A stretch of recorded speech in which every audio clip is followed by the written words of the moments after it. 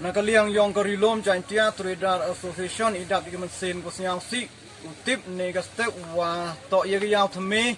na Khang sendet wat hijing ye to ko ni nakaliang yong I kam ka sen yong kinong Chong yao kyu Chong yao he ni ha Phaw Iawthymme ku imja ko nei ni penrem jori ye ni ke jing Khang sendet ye ni ke yao do man ko jing do nong ko kro kam tam mi ku dai jori ku dai do ki wa man ki mar pun ni ha ka jing tip ko yo inin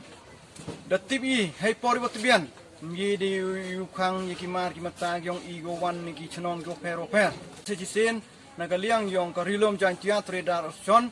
ibo ika jingger pat la em ki won kam kini ki kom Khang Chong la ni ki kom Khang yaw. Bos nya Phaw wai I de ka jing tip ko tikna. Wa haw Jhep mo ki help yong ka district council ko man ka yo pai ye ka ni ka yaw ko han.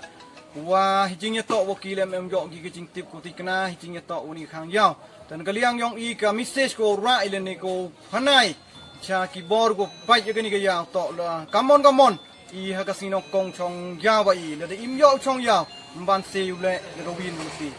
wan ini hani Iawthymme yaw yang ke diskonsil ko yo itu ke Jhep de kenton ka tung ke sama de jor ka de kta ka yigi nong chang dai de kta ka yiga janjung jansem de kta ka yiga dorbat trong yuro ku em hani dan neti da ineliang ke sejuk kama da rai hakini kisngi da dap wada yo bi lamba ki press release lamba ki social media ko wa da ongi wa da ka Jhep mkhoi ka ya wi hat Khang chai ki mko ai wa ki nong song dai ki janjung yan sem ukta aga ka chai ka khia ga ki da ne ti da ne le ga discouncil da bi chem yo yem in charge da ong wa ta mantu kisngi ku mkhoi ye ka ni ka Jhep nang wa ki nong song dai ki nong lai hat yo ki Chong nado ka mande